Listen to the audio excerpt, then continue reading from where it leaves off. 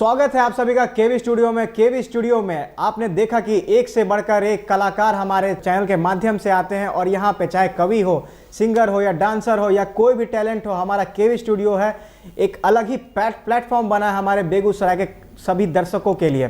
तो यहाँ पे अगर आप में भी हो टैलेंट तो हमारे स्टेज के माध्यम से केवी स्टूडियो आपको मौका देता है हमारे प्लेटफॉर्म पे आके आप परफॉर्म करने का। तो आज इस कड़ी में, आज कवि सम्मेलन कड़ी में हमारे बीच आए हैं एक ऐसे शख्सियत जो पेशे से स्टूडेंट है और साथ में पत्रिका भी करते हैं, जो बरौनी के रहने वाले। तो चलिए आज सुनते हैं उनसे उनकी कहानी। तो इससे पहले मैं कुमार सानू आप सभी का केवी स्टूडियो में स्वागत करता हूं।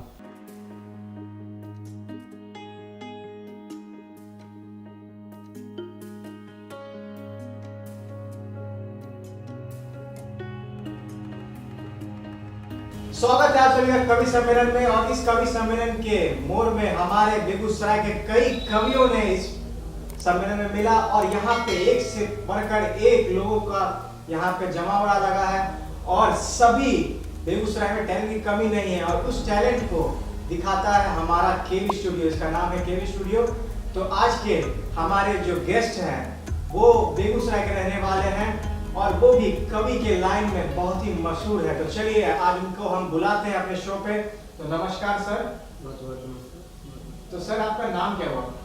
मेरा नाम जितांशु अंडल हुआ। मैं बरौनी का रहने वाला हूँ बेगूसराय। जितांशु जी आप क्या करते हैं? पेशे से आप क्या हैं? पेशे से अभी छात्र हैं, साथ ही साइड से क्योंकि फाइनेंशियल वीकनेस के कारण, आर्थिक मजबूरी के कारण शिक्षक भी हैं, हम पढ़ाते हैं। बरौनी में ही मेरे घर पे दिनकर क्लासेज एक चलता है, उस पर हम डायरेक्टर हैं। और दिनकर क्लासेज? जी, दिनकर क्लासेज नाम से चलता है और हम होम ट्यूशन में पढ़ाते हैं और साथ में तूफान एक्सप्रेस बिहार न्यूज के हम रिपोर्टर भी। तूफान एक्सप्रेस, हाँ मैंने सुना है तूफान एक्सप्रेस के बारे में। वो कब खुला था तूफान एक्सप्रेस? तूफान एक्सप्रेस को करीब 1 साल हो गया है और हम उससे करीब सितंबर में इस साल में सितंबर में हम उससे जुड़े। हमारे जयमंगला वाहिनी के कोषाध्यक्ष वो उसको चलाते हैं और चूँकि जयमंगला वाहिनी का मैं प्रखंड संयोजक भी हूँ, तेघरा प्रखंड संयोजक हूँ, तो इस सिलसिले में उनसे बातचीत हुई और उन्होंने मुझे ये प्रस्ताव दिया कि आप यह काम करना चाहेंगे। तो मुझे कुछ भी नया काम करने में मतलब मज़ा आता है, मतलब दिलचस्पी के साथ हम उस काम को करना चाहते हैं। तो मैंने उस काम को शुरू किया और मुझे बहुत ही अच्छा लगा। रिपोर्टिंग चूँकि यह एक जिम्मेदारी है पत्रकारिता, तो जिम्मेदारी को जहाँ तक हो सका मैं निष्पक्ष तरीके से निभाया और अभी भी। मैंने सुना है जो तूफान एक्सप्रेस है वो बेगूसराय की तमाम खबरें, और मैंने आपको देखा भी है वहाँ पे तूफान एक्सप्रेस में कि आप अपना वहाँ प्रसारण कर रहे थे।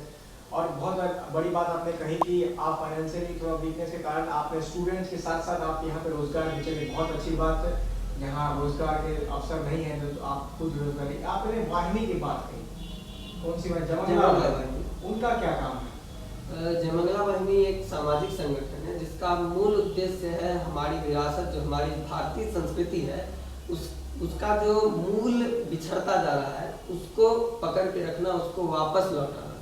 जिसमें जयमंगला वाहिनी बेगूसराय में अभी मुख्य रक्तदान का जो भी रक्त की जरूरत किन्हीं को होती है तो सबसे पहले लोग जयमंगला वाहिनी को याद करते हैं। वाहिनी अभी तक में लगभग 600 से अधिक रक्तदान करवा चुकी है बेगूसराय में लगभग 2 साल में। जयमंगला वाहिनी का और भी बहुत सारा कार्यक्रम है, जैसे साप्ताहिक मंदिर अभियान है, नारी को सम्मान देना है, नारी शिक्षा को बढ़ाना है और जो बेटियां जो होती हैं उनको गोद लेने का भी काम है, बुक बैंक है, बहुत तरह के सामाजिक काम है, सामाजिक संगठन है। सामाजिकता में अभी ठंड का समय है तो हम लोग कपड़ा कलेक्ट करते हैं, पुराना नया जो भी मिलता है। आपके साथ और भी लोग जुड़े हुए हैं इससे? हाँ, करीब बहुत विशाल टीम है। कुल मिला के लगभग 37-38 पदाधिकारी हैं और बाकी 1000 के प्लस हमारे। बहुत बहुत धन्यवाद। आपने जो ये आपकी जो पहल है, आप जिससे जुड़े हुए हैं, सामाजिक कार्यों से भी आप लगता है जुड़े हुए हैं। जी जी। तो आप ये बताइए कि आप कवि लाइन में कैसे आए? बचपन से ही, क्योंकि ये तो अब बड़े में बड़ी बात होगी, लेकिन मैं मेधावी छात्र रहा अपने स्टूडेंट लाइफ में। लेकिन जैसे ही जब न्यू सेशन आता था, न्यू सेशन की कोई भी किताब आती थी नए क्लास की, तो सबसे पहले हिंदी की किताब को पूरा पढ़ते थे, जो रुचि थी हमारी हिंदी पढ़ने में। तो अधिकतर सभी कविताएं हमको कंठस्थ होती थी। क्लास 8 की कविताएं जब हम, अभी तो हम ग्रेजुएशन कर चुके हैं, क्लास 8 की लगभग उसमें 7-8 कविताएं थी बिहार सरकार की उस बुक में। तो हम लोग को 7 से 8 कविताएं उस समय याद होती थी और वो भी पहले 10 दिन में याद हो जाती। बहुत मुश्किल होता था वो स्कूल का दिन, याद आता है जब कविताएं पढ़ने को, जब टीचर बोलते थे पढ़ने को भी कविता पढ़ो, तो बहुत बच्चे पढ़ नहीं पाते थे। लेकिन वही कवि लाइन आगे जाके आज के ज़माने में कविता लोग शायरी करने लगे हैं। ये आजकल क्रेज बच गया है पोएट्री और शायरी का। हिंदी कविता का ये स्वर्णिम काल चल रहा है अभी।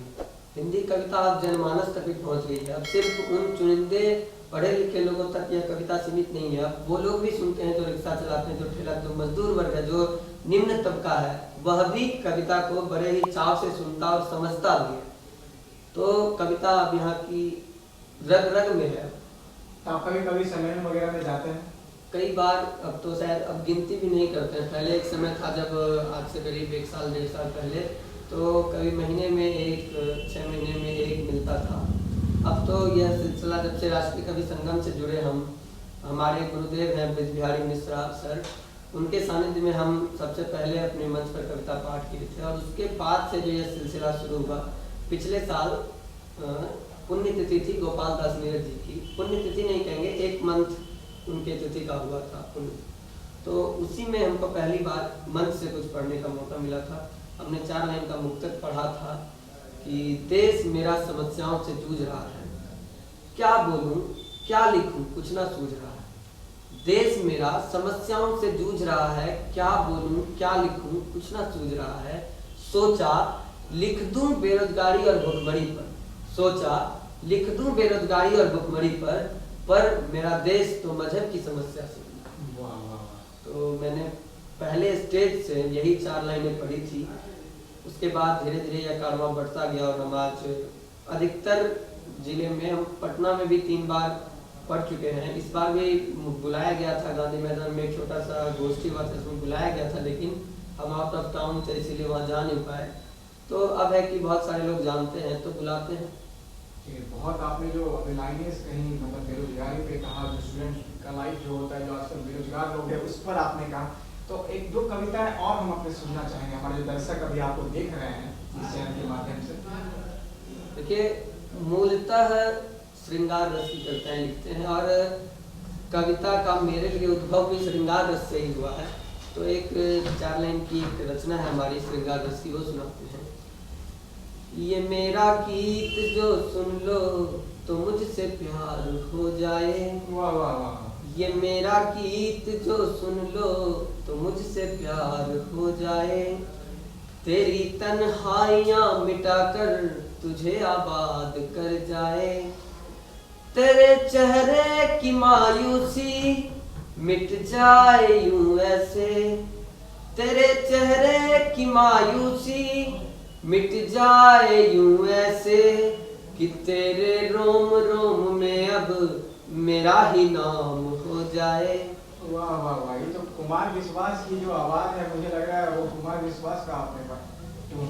कुमार विश्वास चूंकि अभी की जो कविता की शैली हो चुकी है, उसमें कुमार विश्वास का बहुत बड़ा योगदान है। युवाओं तक इस हिंदी कविता को लाने में उनका बहुत योगदान है। हमको कुमार विश्वास, मनोज मुंतशिर, इस तरह के लेखक बहुत ज़्यादा अच्छे लगते हैं। और मैं कुमार विश्वास की 2 पुस्तकें मेरे पास हैं, जिसको मैं प्रतिदिन पढ़ता हूँ। एक रचना कई बार पढ़ चुका हूँ, कई तो कंठस्थ भी हो चुकी हूँ। मुझे लगता है कि आप काफी मंजे हुए खिलाड़ी हैं इस कवि लाइन में। अभी विद्यार्थी हैं, सीख रहे हैं। विद्यार्थी के साथ साथ आप तूफान एक्सप्रेस जो आपने बताया उसके आप पत्रकार भी हैं। मुझे अभी पता चला कि आप तूफान एक्सप्रेस में भी काम करते हैं। तो चलिए, बहुत आप में टैलेंट है, तो एक आध कविता और हम सुनना चाहेंगे आपसे। एक प्रेम में विरह का होना अति आवश्यक। मतलब ये शायरियों में आप प्रेम वर्ड जो है आजकल जो चला हुआ है, लव शायरी, लव कविता, ये सब भी आप करते हैं? मूल कविता जो है उसमें रस माना जाता है, नवरस है कविता में। तो उसमें 9 रस, हाँ 9 रस है कविता में। उसमें हम श्रृंगार रस ज्यादा लिखते हैं। श्रृंगार रस क्या होता है? हमारे दर्शक जो मान लीजिए जिनको नहीं पता है, श्रृंगारिक कविताएं उनको कहते हैं जो अपने प्रेमी और प्रेमिका के लिए लिखा जाता है, उसे श्रृंगार रस कहते हैं। श्रृंगार रस कहते हैं। तो चूंकि मेरी उम्र भी शायद नौजवान है, श्रृंगार कहने की, पढ़ने की उम्र है, ऐसे बहुत सारे हमारे कवि मित्र हैं जो बहुत छोटी छोटी उम्र से बहुत वीर रस की एक से एक रचनाएं लिखते हैं, पर होता है कि अपने हृदय से जो चूंकि गोपाल दास नीरज एक समय में कहते थे, उनका एक रचना है कि आत्मा के सौंदर्य का शब्द रूप है काव्य, आत्मा के सौंदर्य का शब्द रूप है काव्य, मानव होना भाग्य है, कवि होना सौभाग्य। तो इसमें जो प्रथम लाइन है आत्मा के सौंदर्य का शब्द रूप, तो आत्मा जो आपका सौंदर्य वर्णन कर रही है उसको जो आप शब्दों में लिखते हैं वही काव्य है। तो जब आप प्रेम में रहिएगा तो जाहिर सी बात है आप श्रृंगार रस लिखिएगा। बहुत खूब आपने कहा कि जब आप प्रेम में रहेगा तो श्रृंगार रस लिखिएगा। तो एक आध लाइन जो अगर आप कह दें हमारे जो प्रेम के रिलेटेड आपने जो लिखते हैं आप वो जरा सुना सकते हैं दर्शक को। बिल्कुल, यह विशुद्ध प्रेम पे लिखी गई है और आप लोग भी सुनकर अपनी प्रेमिका को भी जरूर सुना सकते हैं। खैर मैं सुनाता हूँ कि वो मस्ती भरा दिन वो प्यार भरी रातें, वो मस्ती भरा दिन वो प्यार भरी रातें, जब हुआ करती थी कभी इश्क की फरियादें। वो मस्ती भरा दिन वो प्यार भरी रातें, जब हुआ करती थी कभी इश्क की फरियादें। आज वो सब न जाने कहाँ खो गया है, आज वो सब न जाने कहाँ खो गया है, तेरे जाने के बाद ये शख्स अकेला हो गया है, तेरे जाने के बाद ये शख्स अकेला हो गया है। लौट आओ, लौट आओ, अब बहुत करवा लिया इंतजार, कई साल बीत गए अब तो होने दो आंखें चार, कई साल बीत गए अब तो होने दो आंखें चार, तेरे जुल्फों की छांव में अब खोना चाहता हूँ, तेरे जुल्फों की छांव में अब खोना चाहता हूँ, हाँ मैं तेरे ख्वाब में अब रोना चाहता हूँ।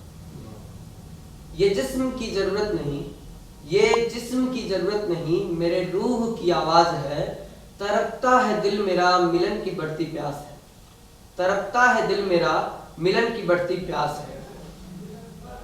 मेरी लेखनी में ताकत होती, लेखनी कहते हैं कलम को, मेरी लेखनी में ताकत होती तो ये शब्द तुम तक पहुंच पाते, मेरी तरह ये भी कमजोर है जज्बात अपने छुपाने। वाह वाह वाह वाह, आप किसी को लगता है बुला रहे थे मतलब इस कविता के माध्यम से।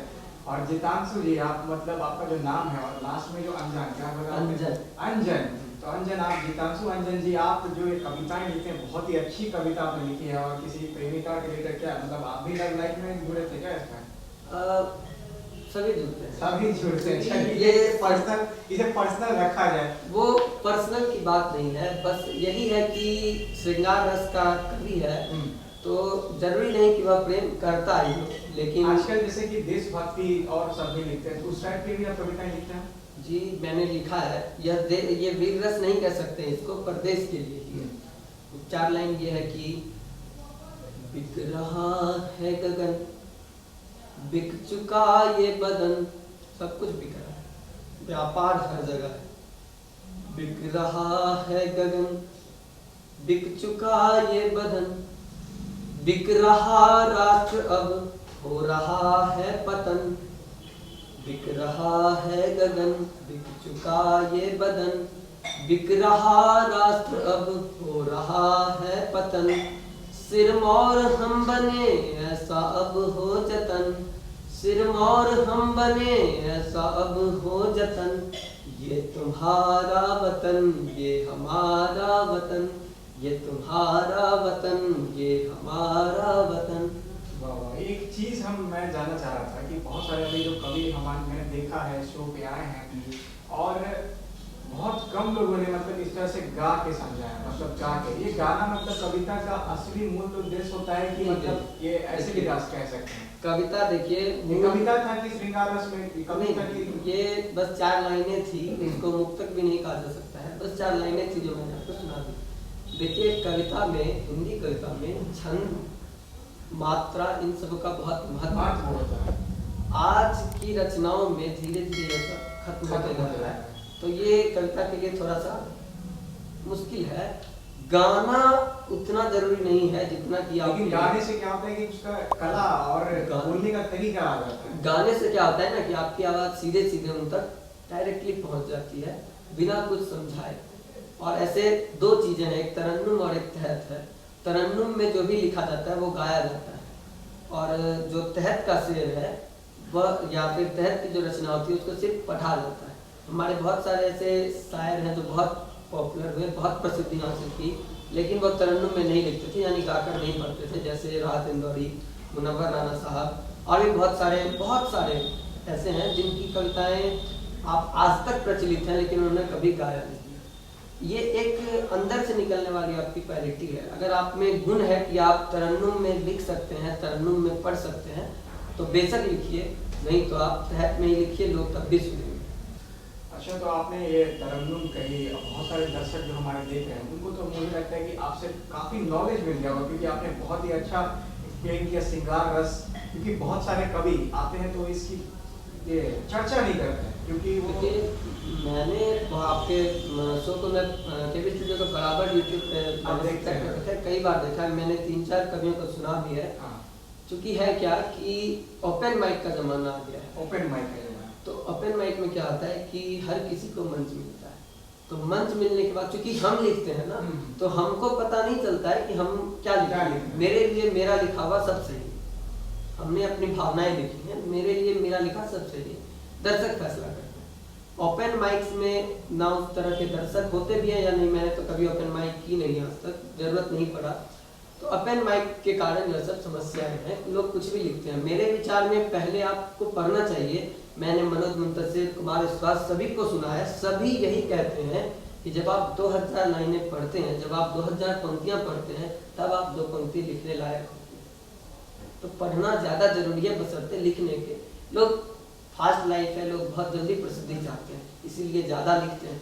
मेरे कई सारे कवि मित्र हैं जिन्होंने एक महीने में 4-4 किताबें लिख डाली है, और मैं कायदे से बताऊं तो मैंने पिछले 4 महीने से दिनकर जी के अलावा मैंने कोई रचना नहीं लिखी। दिनकर जी के अलावा, दिनकर जी पे मैंने 10 लाइन की कविता लिखी थी बस। उसके अलावा सितंबर में 23 सितंबर को दिनकर जयंती है, उसके बाद से देख लीजिए अक्टूबर पूरा बीता, नवंबर पूरा बीता, दिसंबर। दिनकर भी आपके प्रेरणादायक है। दिनकर के बिना कोई भी हिंदी का विद्यार्थी अगर कल्पना कर रहा है तो वो हिंदी का विद्यार्थी नहीं हो सकता। दिनकर हमारे राष्ट्र कवि थे। अगर आखिर में हम चाहेंगे कि धमाकेदार आपकी कविता अगर हमको मिल जाए, एक आध कविता जाते जाते आपसे अगर हम सुनना चाहेंगे, आपके मन में जो हो कविता। देखिए, एक तो शेर जो कि शायरी मैंने एक भी नहीं पढ़ी है, वो पढ़ूंगा, लेकिन पहले एक देखिए, प्रेम में विरह का होना आवश्यक है। अगर आपके प्रेम में कभी भी जुदाई नहीं हो रही है तो आप उस आनंद को अनुभव नहीं कर सकते। आखिर में प्रेम पे आप कहना चाहेंगे? तो अभी मैं एक विरह पे पहले सुना देते हैं कि किस प्रकार से विरह होता है, उसके बाद हम आगे देखें। यह भी तरन्नुम में है, थोड़ा सा गीत टाइप में है, तो सुनते हैं। ये मेरा सफर अब कहर हो गया, ये मेरा सफर अब कहर हो गया, तेरा साथ अब तो जहर हो गया, ये मेरा सफर अब कहर हो गया, तेरे किए हर सितम की कसम, तेरे किए हर सितम की कसम, अधूरे रहे बातों की कसम, जहाँ में अब मैं जहाँ भी रहूं, सारे गमों को मैं सहता रहूं, अब तुम मिलो चाहे फन की तरह, साजिशों में मैं तो नरक हो गया, ये तेरा सफर अब कहर हो गया, तेरा साथ अब तो जहर हो गया, ये मेरा सफर अब कहर हो गया। और दूसरा अंतिम बंद है कि कर तो दिया है तुमको आजाद, अब थक गया मैं, मुझे आज्ञा दो अब, मेरे पास जो था सब दे दिया, तन मन धन सब समर्पण किया, तुम तो नई सुबह की पहली किरण, मैं ढल रही शाम का अंतिम चरण, निराशा में रात का प्रहर हो गया, ये मेरा सफर अब कहर हो गया, ये मेरा सफर अब कहर हो गया, तेरा साथ अब तो जहर हो गया, ये मेरा सफर अब कहर हो गया। बहुत खूब आपने गीत के तरह सुहाना सफर और ये मौसम कहीं कभी बदल, ये पुराने धुन के हाँ। की जो बात है इन्होंने अपनी कविता में कहा, तो ये बहुत ही अच्छा गाते हैं। और मुझे लगता है कि आपने अभी तक में जो हमारे जिस प्लेटफॉर्म पे बहुत सारे कवि आए हैं, मुझे लगता है कि अभी तक में हमारे स्टेज पे ऐसे कवि नहीं आए होंगे, या हो सकता है आए होंगे, हमारे जमाने में है नहीं। लेकिन मुझे लगता है जहाँ तक मैंने अपने इस फंक्शंस में करवाए हैं अभी तक, मुझे लगता है कि आपने बहुत अलग ढंग से मतलब कविताएं पढ़ी यहाँ पे। और सबसे बड़ी बात, हमारे जो दर्शक देख रहे हैं वो आपको जो देख रहे होंगे वो बहुत आपकी कविता सुन के प्रभावित होंगे। तो जो भी दर्शक हमारे देख रहे हैं, हमारे भी जितांशु अंजन जी हैं और ये काफ़ी अच्छा बोलते हैं, और उनकी कविताएं अगर आपको अच्छी लगे तो नीचे ज़रूर कमेंट करें। तो आखिर में मैं जाने से पहले आपसे ये सवाल करना चाहूँगा कि हमारे जो दर्शक देख रहे हैं, आप हमारे केवी स्टूडियो के माध्यम से उनसे क्या कहना चाहेंगे? आपको यहाँ आके कैसा लगा? देखिए, केवी स्टूडियो का प्लेटफॉर्म बेगूसराय में पिछले कुछ महीनों में एक बहुत ही शानदार प्लेटफॉर्म बन चुका है, जो हम जैसे छोटे कवियों को या और भी किसी भी विधा में आप हैं, आप कोई भी काम कर रहे हैं, तो आपके लिए एक बेहतरीन प्लेटफॉर्म है डॉक्टर रोशन सर के द्वारा। सर हमको बहुत बार कहे, इतनी बार कहे कि मतलब हम कह भी नहीं सकते हैं। बहुत बार हमको आमंत्रण मिला कि आप आए, लेकिन नहीं आ पाए। तो खैर, देर आए दुरुस्त आए। तो सर का बहुत बहुत धन्यवाद, केवी स्टूडियो को बहुत बहुत धन्यवाद, क्योंकि आप आए केवी स्टूडियो में। इनके फेसबुक, यूट्यूब सभी जगह के वीडियोस को देखें, समझें और जरूर आए एक बार केवी स्टूडियो। बहुत बहुत धन्यवाद। चलिए, बहुत बहुत धन्यवाद जितांशु अंजन जी कि आपने यहाँ पे हमें समय दिया, और हमारे दर्शक जो आपको देख रहे हैं, आपका जो कविता है बेशक सुनेंगे, और सारा जो दर्शक है नीचे जरूर कमेंट करेंगे कैसा लगा। तो ये थे जितांशु अंजन जी, जो आपके बरौनी के रहने वाले हैं, और इन्होंने बहुत ही अच्छा कहा और अच्छा जो कविता बोली, जो श्रृंगार रस है, जो इन्होंने बताया कि कैसे कैसे कविताएं बोली जाती है और कैसे शायरी की जाती है। तो अगर आप में भी हो कोई टैलेंट, तो हमारा जो केवी स्टूडियो है, डॉक्टर रोशन कुमार जी का जो प्लेटफॉर्म है, जो हम आप जैसे अनछुपे लोगों को जो प्लेटफॉर्म दिया है, तो आप हमारे माध्यम से इस चैनल पे जुड़ सकते हैं और आपको हम स्टेज देने का मौका दें। इसी के साथ मैं कुमार सानू आप सभी दर्शक से देता हूं अलविदा, और मिलूंगा अगले शख्सियत से जो कि होंगे बेगूसराय के रहने वाले। नमस्कार।